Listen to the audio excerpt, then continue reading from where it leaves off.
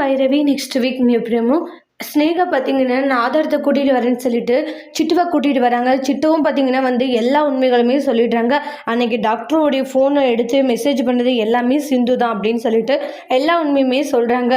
சிட்டு என்னை இப்படி காட்டி கொடுத்துட்டு சிட்டு, நீ என்னை காட்டி கொடுக்க மாட்டேன், நான் எவ்வளோ நம்பிக்கையோடு இருந்தேன், ஆனால் என்னுடைய நம்பிக்கை இப்படி சுக்குநூறாக உடச்சிட்டி அப்படின்னு சொல்லிட்டு ஃபீல் பண்ணிட்டு இருக்காங்க. நான் மேலே அதிகமான நம்பிக்கை வச்சு சிட்டு, ஆனால் இப்படி நீ ஏமாத்து வந்துட்டு நான் கொஞ்சம் கூட நினச்சே பார்க்கல அப்படின்ட்டு ரொம்ப எமோஷ்னலாக ஃபீல் பண்ணிக்கிட்டு இருக்காங்க. அதுக்கப்புறமா சிவா, சிட்டு சொல்றது எல்லாமே உண்மையா சொல்லுங்க, உங்களுடைய முடிவு என்ன அப்படின்னு சொல்லி கேட்டுக்கிட்டு இருக்காங்க. ஆனா சிவாக்குமே என்ன சொல்லுதுன்னு தெரியல.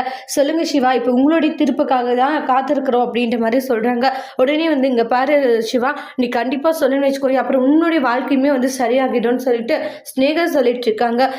டாக்டர் என்ன சொல்ல போறாருன்னு தெரியல அப்படின்னு சொல்லிட்டு சிந்து ஒரு பக்கம் ரொம்ப பயந்து போயிருக்காங்க.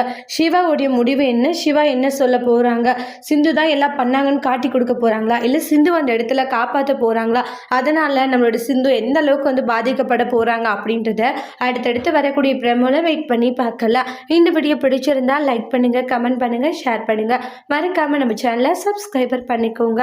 Thank you friends.